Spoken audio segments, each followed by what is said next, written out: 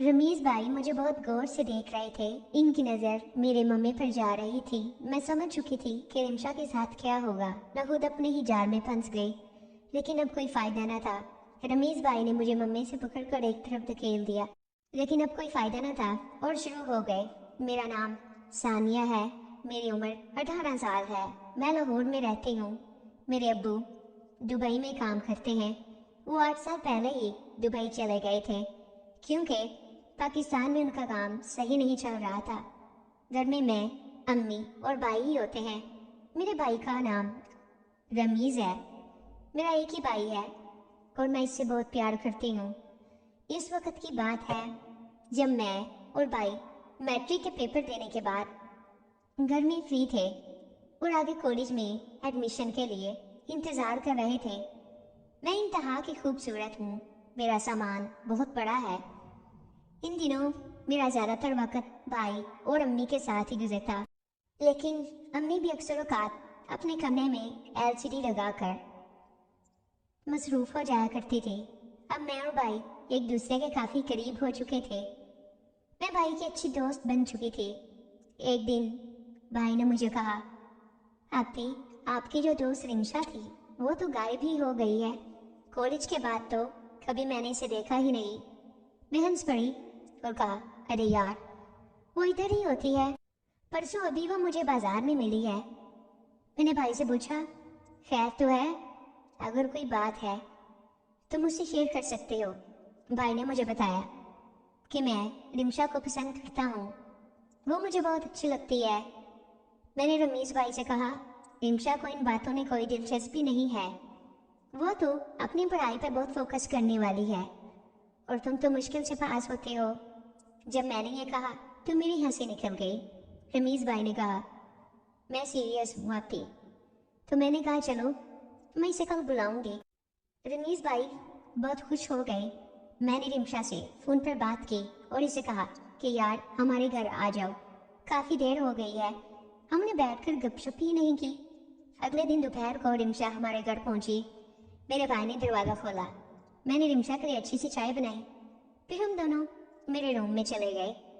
फिर हमने काफ़ी टाइम अपनी पुरानी यादें ताज़ा की। अपने कॉलेज के दिनों को याद करने लगी कि वो कितने अच्छे दिन थे। अब न जाने यूनिवर्सिटी में कैसे दोस्त बनेंगे। मैंने रिमशा से कहा, मुझे तुमसे एक फेवर चाहिए। तो वो बोली, कैसा फेवर? तो मैंने इसको बताया कि रमीज भाई तुम्हें लाइक करते हैं, इसे तुम अच्छी लगती हो।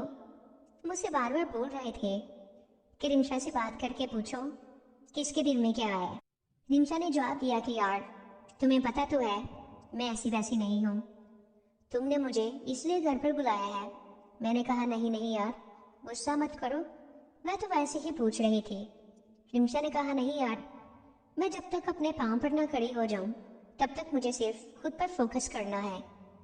कुछ देर के बाद रिमशा अपने घर चली गई। जब मैंने भाई को ये बताया तो भाई का तो दिल ही टूट गया। भाई बहुत नाराज हुए। मैंने कहा, इसमें मेरा क्या कसूर है? भाई ने कहा, कुछ नहीं आती, कोई बात नहीं। अगले 2 दिन तो भाई ने मुझसे काफ़ी मूड बना लिया। एक रात मैं भाई के कमरे में गई और कहा, रमीज भाई, छोड़ो गुस्सा, मुझसे क्यों नाराज हो? मैं तो तुम्हारी दोस्त हूं ना, दोस्तों से नाराजगी कैसी? ये कहकर भाई के पास बैठ गई।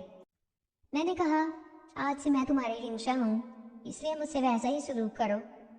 चलो नीचे, अब अम्मी बुला रही हैं।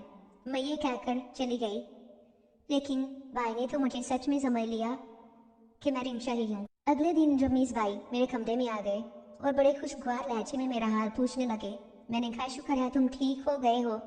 तो भाई बोले, रिमशा जी, आप बहुत खूबसूरत लग रही हो। मैंने शुक्रिया अदा किया, लेकिन आज तो रमीज भाई मुझे बहुत गौर से देख रहे थे।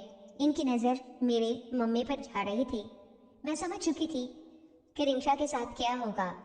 मैं खुद अपने ही जाल में फंस गई, लेकिन अब कोई फ़ायदा न था। रमीज भाई ने मुझे मेरे मम्मी से पकड़कर एक तरफ धकेल दिया और शुरू हो गए। मैं ऐसी वादियों में खो चुकी थी जिनमें जाकर सुकून और बढ़ता ही चला जाता है। इस तरह मैंने काफ़ी सुकून हासिल किया।